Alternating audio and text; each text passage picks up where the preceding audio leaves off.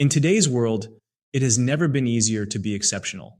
There are endless opportunities, an overwhelming amount of knowledge at our fingertips, and yet, when you look around, most people remain average. Why? The answer isn't intelligence or talent, it's not even luck. It's something far simpler: the unwillingness to do what others won't. Psychologists have studied this for decades. In the 1960s, Walter Mischel conducted the famous marshmallow experiment, testing children's ability to delay gratification. The results were staggering. Those who resisted immediate pleasure in favor of long-term rewards grew up to be more successful academically, financially, even socially. The lesson?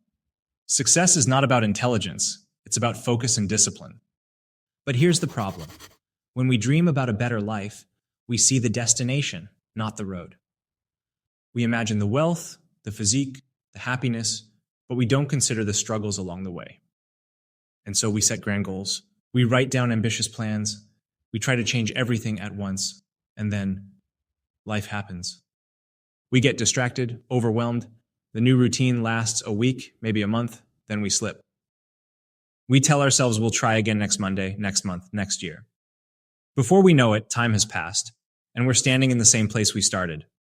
Philosophers like Friedrich Nietzsche warned about this. He spoke about the idea of eternal recurrence, a cycle where people repeat the same mistakes, trapped in an endless loop of their own making. Most people live in this cycle, forever trying, failing, and trying again, without ever truly understanding why they fail. So how do you break the cycle? You start with one thing, just one. Take a sheet of paper and write down 10 things you want to achieve in the next year. Look at them carefully, then cross out 9.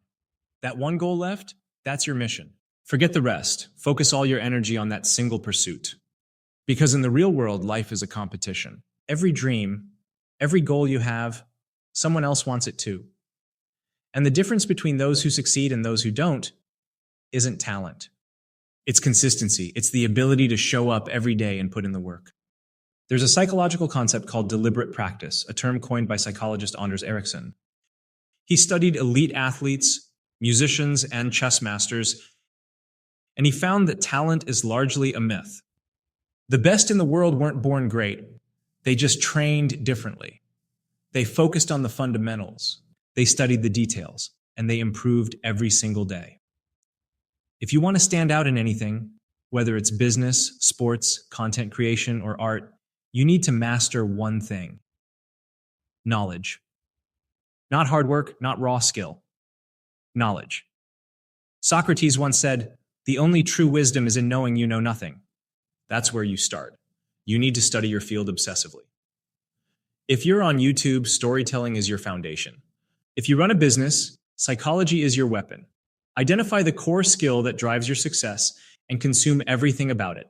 Read the books, analyze the experts, break down their work, then apply it, test it. Fail, refine. And here's a secret most people don't realize. The more you know, the less competition you have. Because most people won't put in the effort, they won't dig deep. They'll skim the surface, looking for shortcuts. And in doing so, they'll stay average.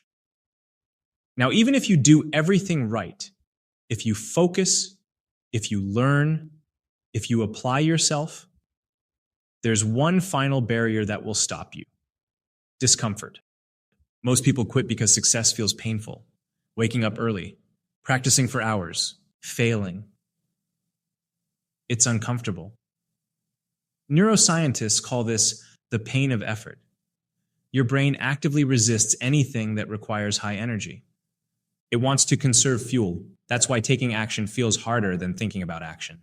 But the moment you push through, something strange happens. Psychologists have found that when people repeatedly face discomfort, their brains rewire. They stop resisting. The pain fades. In fact, discomfort can become addictive. Friedrich Nietzsche had a phrase for this: amor fati, the love of fate. He believed that rather than avoiding suffering, we should embrace it. That struggle is not the enemy, it's the path. And once you understand that, once you lean into the discomfort, everything changes. The fear disappears, the hesitation fades. You stop thinking about whether you can do something and just do it. At the end of the day, success isn't complicated. It's a simple trade. Short-term discomfort for long-term freedom. Most people will never make that trade, but you can.